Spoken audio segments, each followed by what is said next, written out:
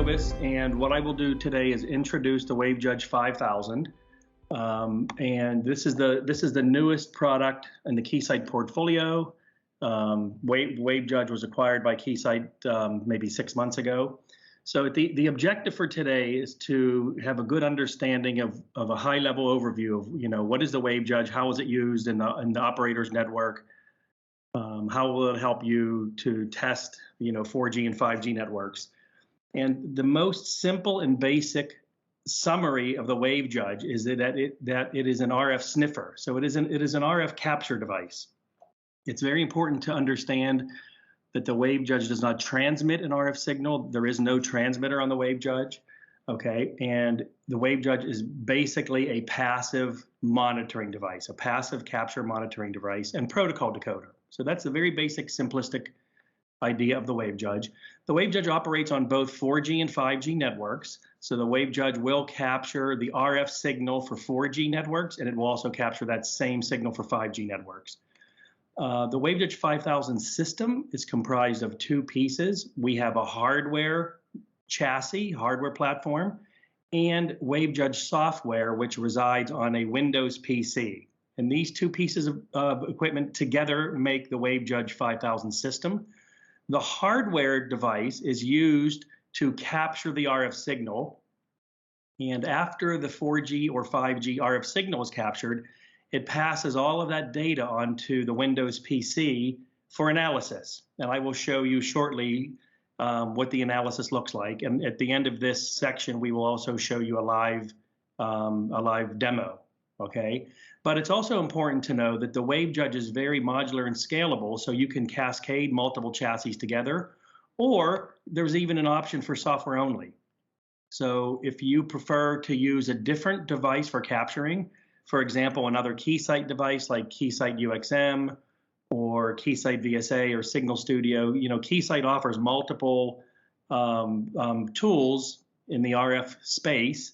So if you're already using one of those tools and you already have access to the RF capture or an IQ file, like a baseband IQ file, you can simply use the WaveJudge software analysis only. So the WaveJudge lends itself to two different applications, using the WaveJudge hardware for capture and the WaveJudge software for analysis, or using the WaveJudge software analysis package only with maybe some other Keysight device. So I hope that makes sense, okay?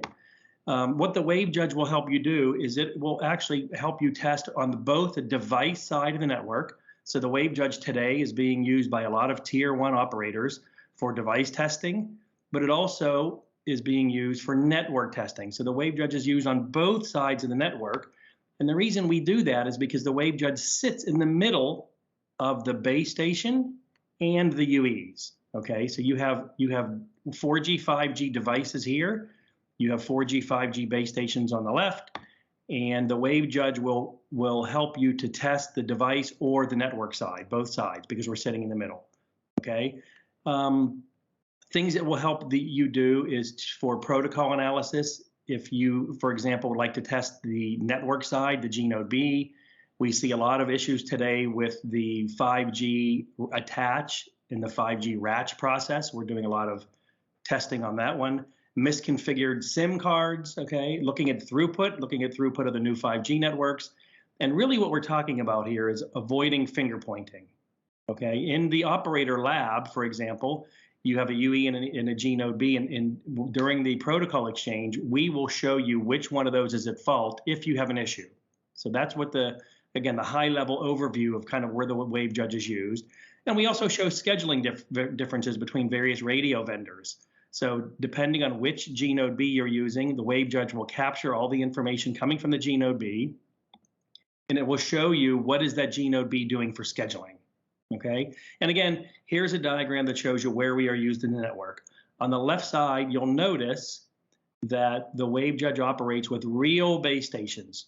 So it can be a real E node B or a real G node B. So here you can have an Ericsson, Nokia, Huawei, any kind of a real base station, or a small cell. If you're putting together a small cell network and you'd like to test the small cell network with a real small cell, again, WaveJudge will capture all of the downlink signals coming from those real base stations, real small cells.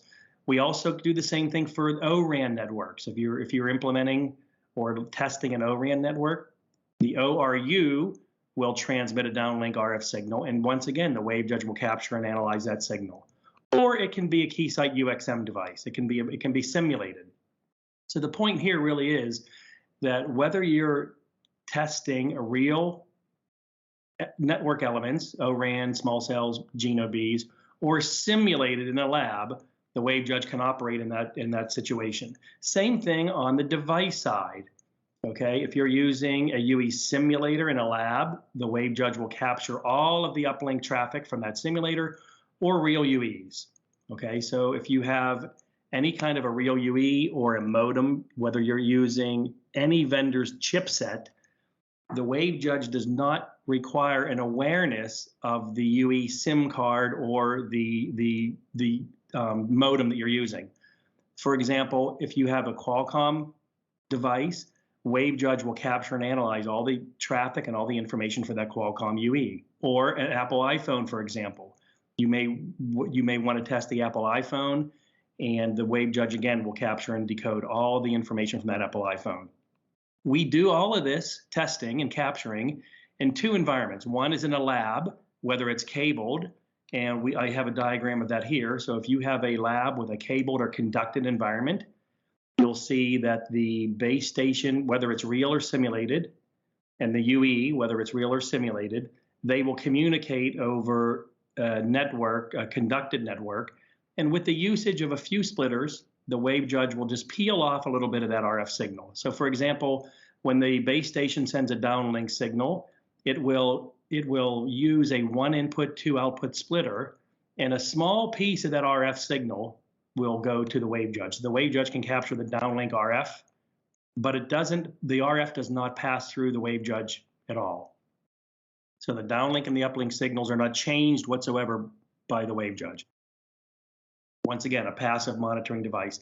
And the same thing in the uplink. Whenever you see the uplink transmission coming from the UE, we're using a 1 input 2 output splitter. So the RF input is forwarded to the WaveJudge on one of the outputs, and the other output will just continue on to the base station. So I hope that gives a good indication of how the WaveJudge is used in a lab environment. So, we are definitely used in a lab conducted environment with splitters. However, we can also be used over the air, whether it's in the anechoic chamber or in the field.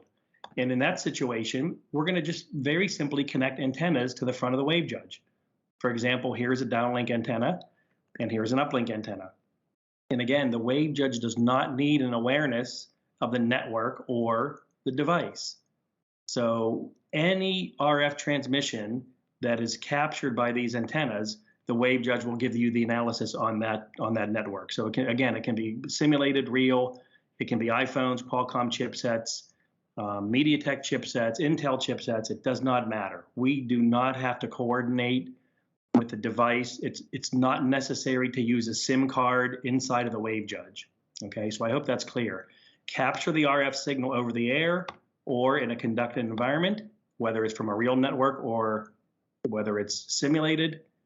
And we give two types of analysis. So the WaveJudge analysis has two very different and distinct types. Number one is an RF phi layer analysis, and you can see that here on the right side of the WaveJudge GUI. Okay, this is the real WaveJudge GUI. And here you can see on the right-hand side of the window, we have a number of various physical layer analysis windows. So we can show you constellation diagrams, spectral power. Very good for 5G is the beamforming. So we have a few different beamforming analysis windows, EVM, and another very good one is the scheduler. This will show you, the 2D power diagram will show you what is the base station, what is the G-Node-B or E-Node-B, what is it doing for scheduling? Where are the PSS, SSS, where is the SSB, and is the device and the G-Node-B transmitting on that scheduling assignment? Also time domain power and more. There's an awful lot of physical layer analysis here. And later in this presentation, we're going to give you a demo of some of this stuff, of more of this VSA type analysis, okay? The second type of analysis we provide is protocol decoding. And the WaveJudge does that for both the control and signaling plane. And you can see that here in the middle of the window. You can see all the control messages So right now I'm showing you all the layer 3 protocol messages for both the uplink and the downlink. So it's very easy to see the WaveJudge sending a ratch. Very easy to see the UE sending a ratch, and the WaveJudge is capturing that message.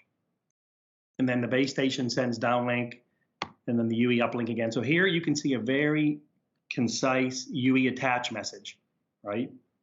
You can see all the NAS layer messages transmitted back and forth and all of the reconfiguration. So right now I'm showing you layer 3 and nothing more. However, we can turn on other protocols. So there's physical layer messages and protocols, all the PDSEH, PUSEH, all the physical layers, sync signals, DCIs. And again, we're at the end of this section, we're going to give you more information about this protocol window. Okay. We also show you IP packets. So the IP user data. If the user joins the network, and then, for example, starts to send voice packets or any kind of data packets, the WaveJudge will also decode that user plane. So it's very useful for the operator to capture the downlink, uplink, RF transmission and test any one of these network elements if you'd like to test the network side, and it'll test any one of the devices for conformance.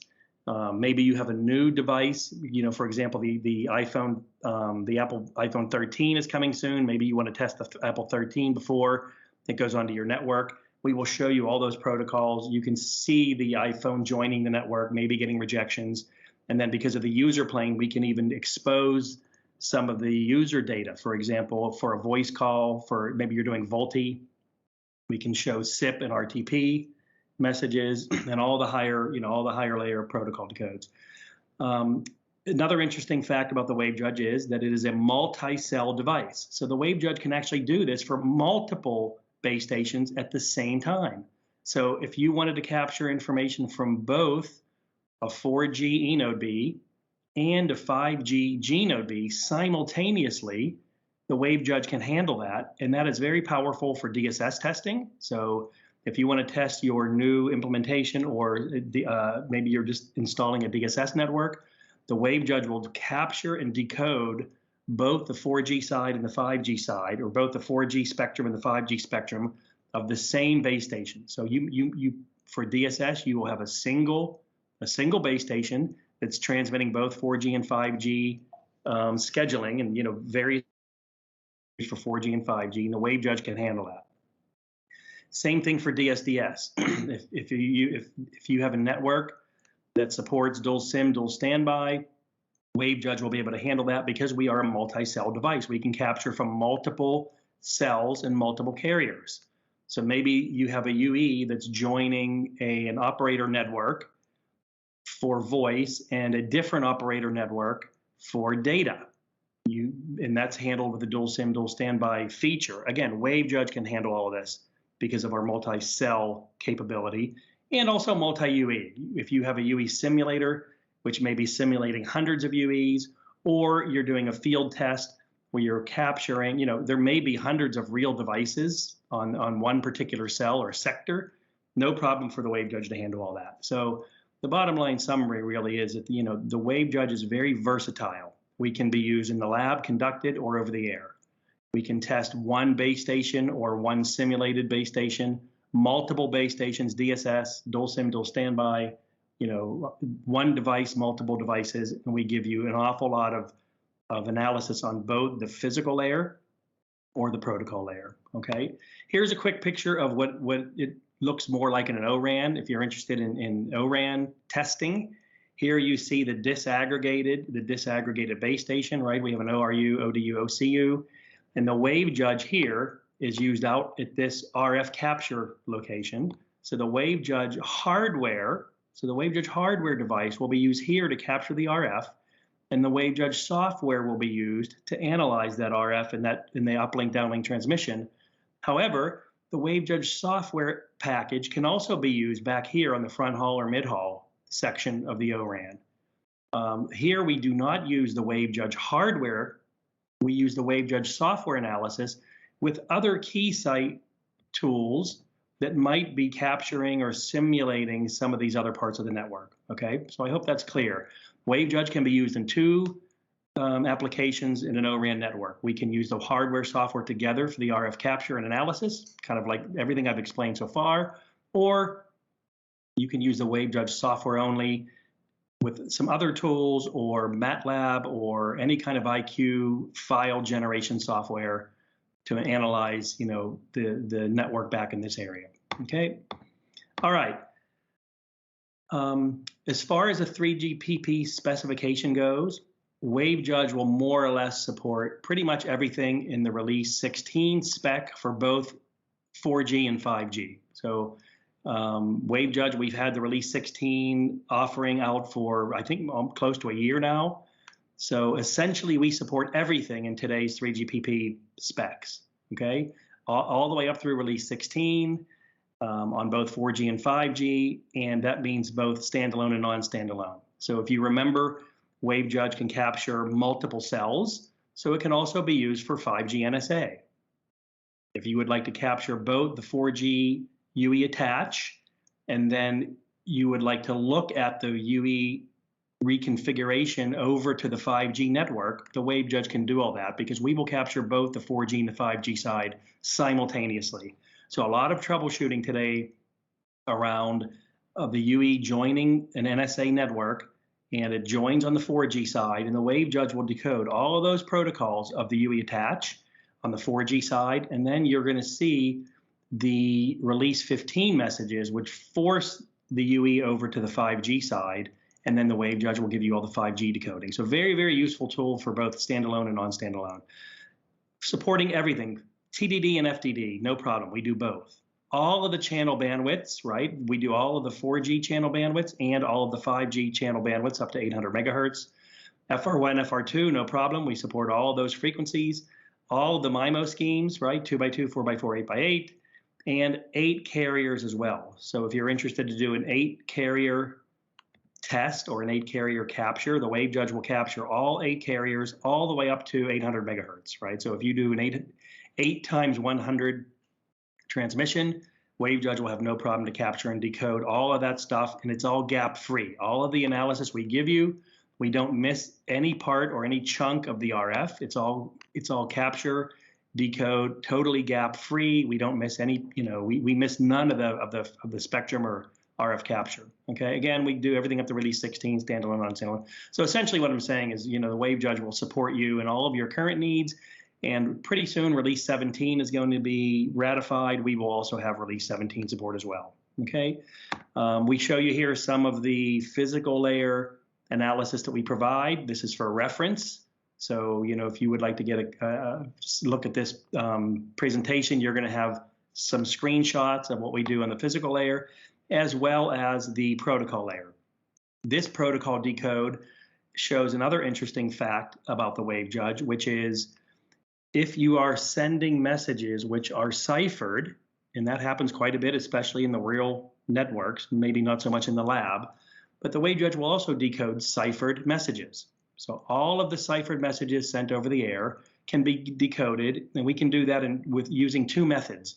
Method number 1 is if you have a test SIM or a test UE, you may have access to the cipher keys, and the cipher keys can be entered manually, and we will decode all the protocol messages.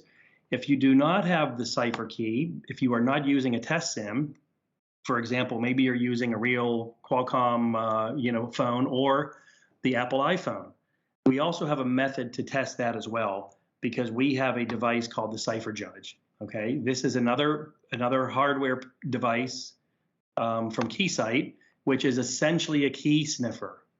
Okay, so this CipherJudge hardware will intercept the cipher key.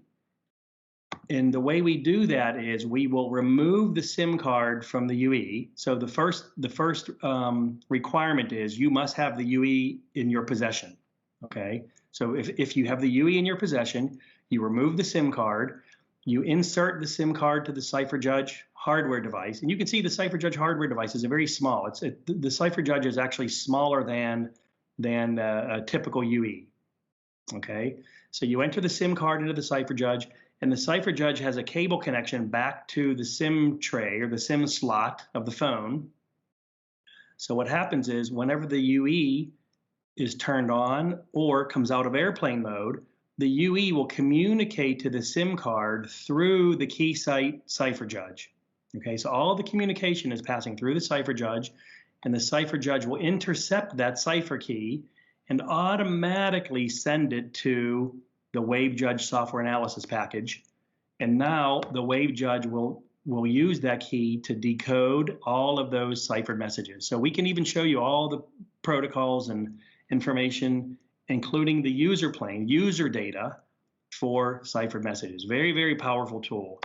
And one of the applications for that can be the Internet of Things. You know, today in the 5G space, there's an awful lot of work happening in factories and, you know, maybe some private networks or even smart meters. What we're seeing quite a bit of today in the IoT space is the smart meters are now, you know, going on the 4G or 5G network. And in order to capture the protocols between the smart meter and the base station, all of that information is ciphered, and it's not possible to do that without the WaveJudge used together with the CipherJudge. So that's just one application of where we actually helped a real large tier 1 operator troubleshoot and decode a network of smart meters that were actually crashing their production network. Okay, we used a WaveJudge to capture the RF signal. The CipherJudge was used to decode all the ciphered messages, and we saw exactly what was happening and why this huge network of smart meters was crashing their production network. Okay, so just another use case for that WaveJudge. So that's it for the PowerPoint presentation. I hope that gives you a very good overview of where the WaveJudge fits into the network, how it can help you test a device side or the network side, whether it be in a lab or in a conducted over-the-air environment. And now what we're going to do is show you a quick overview of a WaveJudge demo. In the middle part of the WaveJudge GUI is the protocol decoding engine, and the right side is a layer 1 PHY layer analysis. You'll notice, first of all, that it is possible to control in the settings which protocol layer is displayed and which protocol layer is hidden. If you're interested to look at layer 1, transport blocks, I will turn on the transport block capability, and now we show all of the physical channels. We can also show DCIs, MIB, SIB, RLC, PDCP. All the protocol layers are available, and the WaveJudge will decode each one of those messages if you expose them. Okay, so as I turn each one on, you can see the window now is becoming flooded with a lot of different messages. And for each message, the WaveJudge will give you a lot of KPIs. Okay, we provide a lot of key performance indicators for each one of these messages. For example, each message will show you which UE is sending the message or which UE will receive the message, because we give you the RNTI and we also can show you the IMSI.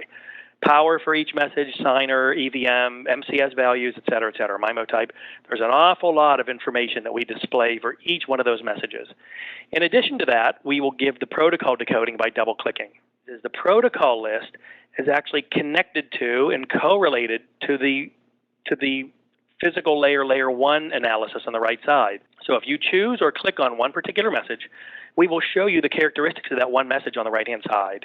So for example, the time domain power chart. The location of the message here, PUSCH, is here.